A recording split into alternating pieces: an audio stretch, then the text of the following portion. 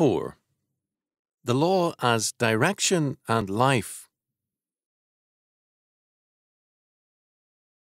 The basic biblical word for law is Torah or Torah. Torah means not only instruction or teaching, but fundamentally, direction.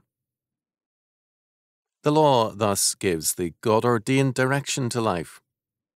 A lawless life is a directionless life in the sense that no true meaning exists apart from God. Evil is not an absence or thinness of being, but is an ethical, not a metaphysical departure from God. The greater the departure, the greater the loss of meaning. Hell has no community or meaning. It is the collapse of all community, meaning, and life into a radical negation.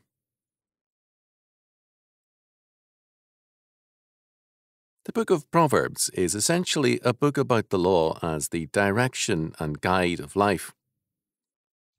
The Torah in Proverbs, where it occurs unqualified, chapter 28 verse 9, chapter 29 verse 18, it is clearly the divine law. It is also the Jewish term for the Pentateuch, but my law, thy mother's law, chapter 1 verse 8, etc., refers to the present maxims and to the home teachings, based indeed on the law, but not identical with it. Thus, all direction rests and must rest on God's fundamental Torah, law or direction. A parent's law, a teacher's or employer's law, must be an application of God's law. God's law, when so applied, becomes the fabric of life and the direction of society. As Solomon stated it, "Whoso despiseth the word shall be destroyed, but he that feareth the commandment shall be rewarded." The law of the wise is a fountain of life, to depart from the snares of death. Proverbs chapter 13, verses 13 and 14. As Kidner observes, the phrase law of the wise, man, Authorized Version, Revised Version, indicates that law, Torah, is here used in its original sense of direction or instruction. It is the voice of spiritual experience rather than divine command, though it will be in harmony with the Torah, as its proximity to verse 13 emphasizes. God's law is given to all men. The godly society and godly men will mediate that law to each new generation, and will thus ensure their health and welfare, as Delitzsch summarized it. The proverb is designed to state that the life which springs from the doctrine of the wise man, as from a fountain of health, for the disciple who will receive it, communicates to him knowledge and strength, to know where the snares of destruction lie, and to hasten with vigorous steps away when they threaten to entangle him.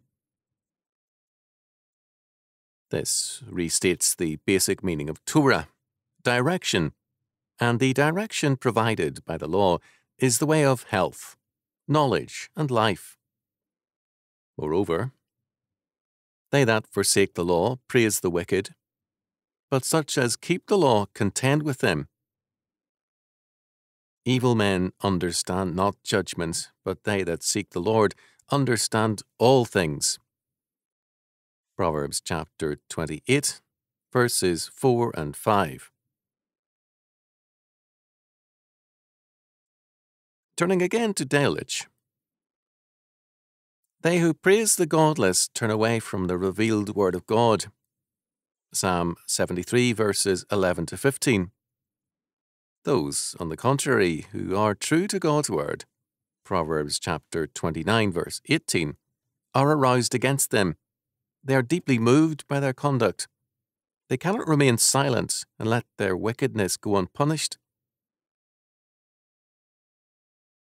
He who makes wickedness his moral element falls into the confusion of the moral conception, but he whose end is the one living God gains from that in every situation of life, even amid the greatest difficulties, the knowledge of that which is morally right.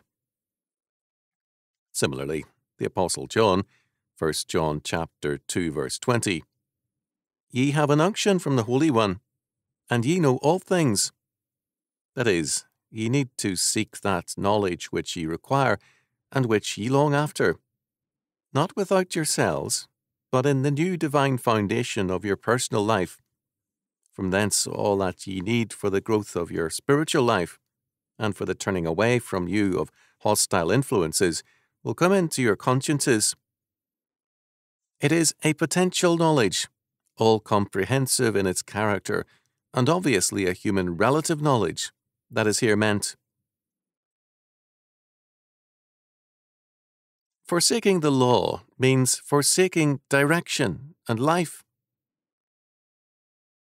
A society and men which forsake God's law lose wisdom thereby and all direction. Relativism commands the society, and with it, a moral paralysis. Kidner's comments bring this out clearly. Chapter 28, verse 4. God's law, man's bastion. Without revelation, all is soon relative, and with moral relativity, nothing quite merits attack. So, for example, the tyrant is accepted because he gets things done, and the pervert because his condition is interesting. The full sequence appears in Romans chapter 1, verses 18 to 32. Chapter 28, verse 5. God's law, man's light. Romans chapter 1, verse 21 and verse 28 illuminates line 1, as Romans chapter 1, verses 18 to 32, the preceding proverb. Of line 2, compare Psalm 119, verse 100, John chapter 7, verse 17, and other references given in RVMG. One of the most persistent desires of men is to walk by sight, that is, with a knowledge of the future of what lies ahead. It was this motive which led Saul to seek out the witch of Endor. Through her, Saul wanted to know the outcome of his war with the Philistines and what he should do. 1 Samuel chapter 28, verse 15. The 19th and 20th centuries have seen a major revival of various forms of occultism, whereby man seeks to probe the future and to gain light to walk by. Scripture forbids all such attempts to probe the future apart from God. The means provided whereby man can know the future is the law word of God. In terms of this, the psalmist declared in his great meditation on the law, Psalm 119, "Thy word is a lamp unto my feet, and a light unto my path. I have sworn, and I will perform it, that I will keep thy righteous judgments." Psalm 119, verses 105 and 106. This concept of the law as man's guide appears again and again in Scripture. These same words were also stated, perhaps first of all, by Solomon. "For the commandment is a lamp, and the law is light, and reproofs of instruction are the way of life." Proverbs chapter 6, verse 23. In this verse, as Kidner notes, parental rules based on God's law are regarded as expressions of the absolute divine law. Even more basic is the fact that God's law, in its biblical statement as well as when faithfully mediated through family, church, state, or school, is the God-ordained means of light, the valid means of prediction.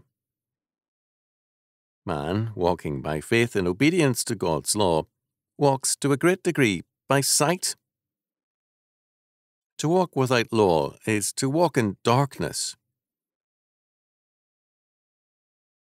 The mediated law cannot take the place of the basic law, God's Torah. The mediated law must, in fact, be identical with the divine Torah.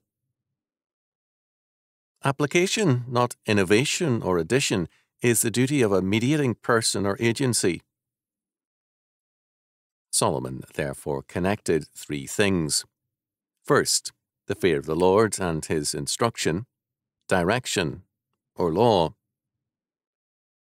Second, the same law or instruction as applied by father and mother to the son. Third, the consequence of obedience to this direction is an ornament or crown of life to the son. The fear of the Lord is the beginning of knowledge, but fools despise wisdom and instruction. My son, hear the instruction of thy father, and forsake not the law of thy mother. For they shall be an ornament of grace unto thy head, and chains about thy neck. Proverbs chapter 1, verses 7 to 9. By the term beginning of wisdom is meant the first and controlling principle, rather than a stage one leaves behind. Delitzsch renders verse 9 thus: For these are a fair crown to thy head, and jewels to thy neck. The controlling principle of life, which crowns a man and enriches his days with wisdom, is the fear of the Lord, and this fear is inseparable from the law, instruction, or direction of God. The centrality of the law to life is set forth powerfully in two further proverbs. He that turneth away his ear from hearing the law, even his prayer shall be an abomination. Proverbs chapter 28, verse 9. Where there is no vision, the people perish, but he that keepeth the law, happy is he. Proverbs chapter 29, verse 18. If a man denies God's law or direction, he has denied himself any relationship to God, and even his prayer shall be an abomination to God, a moral offence. For to pray to the God whose direction we despise is to add insult to our offences. Moreover, without a revelation, a people become ungovernable, as Delitzsch rendered Proverbs chapter 29, verse 18. God's revelation is also his law, which is man's only road to true happiness and the only acceptable means of serving God. When Jesus Christ said, I am the way, the truth, and the life, no man cometh unto the Father but by me. John chapter 14, verse 6. The word he used for way was hodos, a natural path, road, way, traveller's way, or, metaphorically, a course of conduct, way of thinking, or righteousness. Westcott cited the use of the word way in the mysticism of Lao Tse, by way of comparison. There is nothing mystical about the use of way by our Lord. He is the only direction to God, and in identifying himself as the direction, he declared, in effect, I am the Torah. The law, as the expression of God's righteousness and rights, is man's only valid road or direction. Christ kept the law perfectly, because the law was the expression of his being. He was sinless and could not sin, because the law was none other than his righteousness and rights set forth. He could not set the law aside, for to do so would have been to deny himself and to cease existing. Tyrannical politicians have declared, "I am the law," and finally perished under God's law. But Jesus could declare absolutely, "I am the way," or law, the truth and the life. The law cannot be separated from Christ, nor Christ from the law.